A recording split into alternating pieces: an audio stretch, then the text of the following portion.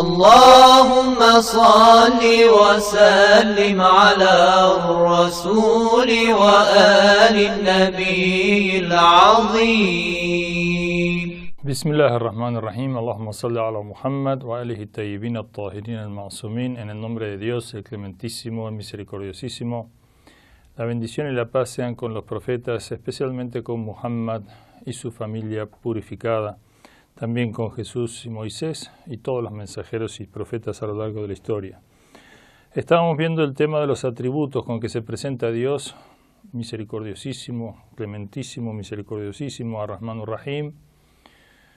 Y de todos los atributos Dios elige o se presenta esencialmente con estos: el amor, la misericordia, la bondad. De modo que es una felicidad para el creyente, para el siervo. Es una bendición, es una tranquilidad, es un sosiego, saber que está en manos, con todas sus debilidades, impotencias, limitaciones, finitud, con todas sus carencias y necesidades, está en manos de alguien que rebalsa de misericordia, que es esencialmente poderosísimo y es poderoso sobre toda cosa, pero que es misericordiosísimo, y así se presenta. El hombre entonces no está desprotegido, sus carencias no tienen, digamos, no lo agobiarán, tiene salida siempre hay una salida, no hay un callejón sin salida, sus limitaciones se colman, sus ansias se satisfacen únicamente en Dios. Ala bidikrillah tatma'innul qulub, dice el Sagrado Corán, acaso no es con el recuerdo de Dios que se tranquilizan y sosiegan los corazones. Pensemos que el hombre, el ser humano, a pesar de que está inmerso en la misericordia de Dios, en general es ingrato para con Dios. Hace mucho daño a sí mismo, a los demás. La historia está llena de ejemplos. Y realmente, si bien si ponemos en la balanza en el mundo, el bien siempre es superior al mal. Es decir, esto ya alguna vez señalamos que la regla es el bien. Si decimos que, por ejemplo, en la ciudad hay mucha corrupción, hay mucho robo, mucha inseguridad, porque hubo 10, 20, 30 asaltos en el día, en una ciudad de millones de habitantes, vemos que la regla es el bien. Es decir, hubo 30 asaltos y hubo millones de conductas normales, buenas, donde no hubo asaltos, donde hubo solidaridad. De modo que cuando está nuestra, digamos, vivencia de la bondad de Dios, de la bondad en general, del reflejo de esa bondad en la conducta del ser humano. El ser humano por lo general es bueno, es educado, es moral, esa es la regla. Por eso cuando vemos algo que está mal o alguna violencia, alguna incorrección, por eso nos cae mal y denunciamos y rechazamos, porque justamente la norma es el bien. No hay en los noticieros que, por ejemplo, hoy millones de personas fueron a trabajar, volvieron, no robaron, ayudaron, se solidarizaron. Eso no es noticia. La noticia es lo que de alguna manera rompe la regla, más allá de que hay toda una política en los noticieros que, ese es otro tema, digamos, que desde el punto de vista islámico no es correcto, o sea, estar mostrando permanentemente lo malo, sin un equilibrio y sin mostrar con justicia realmente lo bueno que hay, aún en los lugares más sórdidos inclusive, pero bueno. Lo cierto es que con toda la bondad que rige el universo y que rige nuestra vida y que rige la conducta de los seres humanos en la historia, en la actualidad, etcétera, donde si pusiésemos en una balanza, como dijimos, es muchísimo más superior el bien que el mal y la bondad que el mal, así todo el mal que existe no es poco, pero por otro lado, pensemos que a pesar de estar inmersos en la misericordia, en las bondades, en las gracias, en las mercedes de Dios, que son incontables, dice el Corán, como el aire que respiramos, la luz que nos permite ver, la salud que nos permite estar, la existencia, el ser, etcétera, digamos, y podríamos seguir enumerando infinitamente. Lo cierto es que el hombre, a pesar de ello, se vuelve arrogante, ignorante y muchas veces hace el mal o es ingrato o no agradece o no se dirige a Dios, no intenta conocerlo, no intenta conocer sus disposiciones, no se acerca a sus mensajeros y maestros, a sus guías o representantes para aprender a vivir. Realmente hay que aprender a vivir, hay que enseñar cómo se vive y no es tarea sino de los representantes de Dios, que es el creador y el dueño del sistema, digamos así, de la existencia. Por lo tanto, si a pesar de toda la misericordia de Dios los hombres se vuelven arrogantes y muchas veces generan un infierno en la tierra para los restos de los hombres, si se olvidan de Dios y son ingratos, cuánto más si no existiera ningún tipo de consecuencias de la maldad del hombre, es decir, si no hubiera ningún tipo de problemas en nuestra vida. Hay versículos coránicos que dicen si no fuera porque el hombre, digamos, si no fuera porque el hombre se volvería todavía más arrogante, todos tendrían, digamos, casas de oro, vestidos de seda, digamos, sería un paraíso terrenal, todos serían Dios, que no le falta nada, ¿no es cierto? Puede perfectamente crear las condiciones para que todos vivan felices y no haya pobreza ni haya... Pero entonces no seríamos seres humanos, no tendría el valor, la libertad, no tendría el valor, el bien, porque, digamos, estaría todo hecho por Dios, seríamos como ángeles, digamos así, o como piedras sin libre albedrío. Lo cierto, y todo bien, digamos, se reduciría a Dios, no habría virtud, no habría una compensación moral de las acciones, digamos, no habría lo que se llama el ser humano, que es, siendo libre, puede llegar a adorar a Dios y superar a los ángeles y a todas las cosas, convertirse en un verdadero regente o representante de Dios, pero haciendo el mal también ser inferior a las bestias y condenarse. Ese es el precio de la libertad, y la libertad es la condición de posibilidad del desarrollo humano en su plenitud. Es como un colegio, digamos, si el director pone a todos un 10, todos se van de vacaciones, nadie, digamos, tiene que estudiar en las vacaciones porque nadie se lleva las materias, porque, digamos, todos están aprobados, además de, y suponiendo, digamos, que no hubiera injusticia en el sentido de que no habría, digamos, el esfuerzo de algunos y el no esfuerzo de otros, sino que todos se esforzasen, todos tuvieran 10.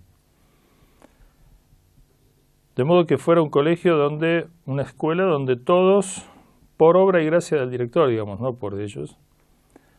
Entonces, obviamente, de esa manera no habría desarrollo, no habría incentivo, no habría justicia, pero también, claro, no habría ningún tipo de evaluación sobre la producción propia de cada uno. Y todas las consecuencias que tiene el hecho de no dotar de libertad al ser humano. Pero ahora, ese tema por ahora lo dejamos. Vamos al hecho de que aún con todas las consecuencias de la maldad, del error, de la ingratitud, con todo el sufrimiento que eso genera en el mundo, con todas las desgracias que se suscitan, aún así el hombre se vuelve arrogante, se olvida de Dios, se cree autosuficiente. ¿Qué sería si no hubiera ningún sufrimiento, digamos? El hombre entonces se volvería mucho más arrogante, tendría una sensación de autosuficiencia mucho mayor, ¿no? Hay un versículo coránico que dice Innal insana la yatgha an ra'ahu istaghna. Ciertamente el ser humano se vuelve arrogante cuando se ve rico. Por eso es que también hay otro dicho profético que dice Dios no ama, digamos, una de las cosas que más ama a Dios es la piedad y la virtud del joven, porque el joven, viéndose rico, es decir, en su plenitud de energía vital, con poca conciencia de las limitaciones, digamos, se cree y tiene salud y energía. Por eso es que la mayoría de los jóvenes en la edad de la juventud es difícil que sean sumisos, que sean sabios. Hay un dicho del Imam Ali alayhi salam que dice que bendice a aquellos jóvenes que son como viejos. Y al revés, o sea, están exentos de la bendición a aquellos viejos que son como jóvenes. Los jóvenes que son como viejos son aquellos que son jóvenes, pero al mismo tiempo parecerían dotados de la experiencia de los mayores y evitan, digamos, cometer errores y hacer cosas dañinas. No se embriagan por la juventud que tienen y son realmente hombres muy sobrios que parecen como personas grandes. o ancianas, o ancianas en el sentido de el cuidado, la precaución, la experiencia. En cambio, aquellos viejos que parecen jóvenes en el sentido de que son inconscientes en una medida, no parece acumular la experiencia que han tenido a lo largo de los años y hacen cosas de jóvenes acá en el sentido negativo, de cosas sin tener conocimiento de lo que están haciendo verdaderamente, o sin tener responsabilidad y sin tener... Eso cae muy mal, ¿no es cierto? Cuando una persona mayor se la ve haciendo cosas que son más características, en todo caso, errores más característicos de la juventud. Anta al-muhsinu wa nahnu al-musi'un, dice la súplica, tú eres el bondadoso y nosotros somos los que hacemos las malas acciones, somos los malos, digamos así. El mal viene de nosotros, el mal no viene de Dios viene todo lo bueno. Dios es fuente de perfección, de la bondad plena. Y esto es lo que manifiestan las bendiciones de Dios, se manifiestan en las cuestiones, la salud, la riqueza, la vida, la belleza, etc. Y también es cierto que por los contrarios conocemos los valores, ¿no es cierto? Por ejemplo, cuando vemos algo, dijimos ya muchas veces, ¿no? Cuando mi mano deja de funcionar, entonces es que valoro la importancia, digamos, que tiene, que me acompañe permanentemente. La existencia también de la libertad permite el arrepentimiento. La misericordia también de Dios conlleva al arrepentimiento. Es decir, el hombre que se arrepiente sabe que, primero, que no tiene escapatoria en el incremento del mal, del pecado, etc., pero que tiene una puerta abierta de regreso y que es recibido. Eso es importante. Y esa recepción de ese arrepentimiento sincero es una misericordia de Dios. El desapego que provoca, por ejemplo, nosotros dijimos que en la enfermedad hay misericordia. Por ejemplo, una persona enferma, una persona que no está enferma, que está con salud, puede ser ingrata en el sentido de que tiene toda una serie de bendiciones que no las valora como pez en el agua, pero cuando cae enfermo, realmente se suscita en su alma un desapego y lo único que quiere es la salud. Si le vienen y le ofrecen castillos, le ofrecen dinero, le ofrecen cargos elevados, etcétera, él lo primero que prioriza es la salud y también se da cuenta del valor que tiene la salud y al mismo tiempo se acerca a Dios cuando de alguna manera pierde la esperanza en los médicos, aunque si fuera consciente aún teniendo esperanza en los médicos debería saber que el favor de la curación viene de Dios.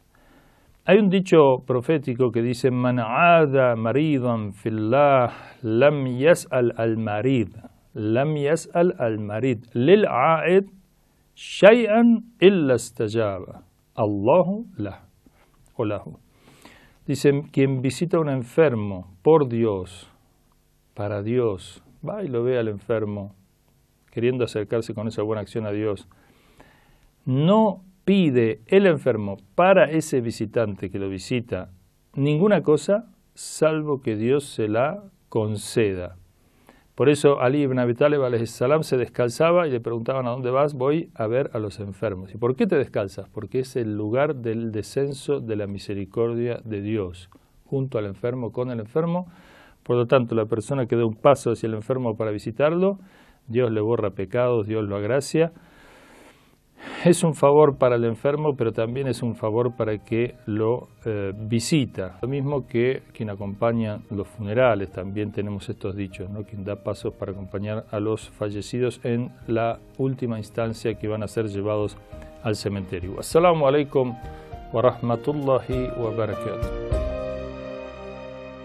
Fátima TV es un grupo multinacional dedicado a la producción de contenidos basados en enseñanzas religiosas, así como también en temas culturales, morales, sociales, históricos, estilo de vida, familia, educación de los hijos, psicología y filosofía. Estos contenidos se publican en formato de videos, audios, fotografías, revistas y libros electrónicos. Para unirte a WhatsApp y recibir los temas y las publicaciones en forma gratuita, agrega a tus contactos nuestro número 54938 1539-0737 y envíanos un mensaje con tu nombre por esa misma vía.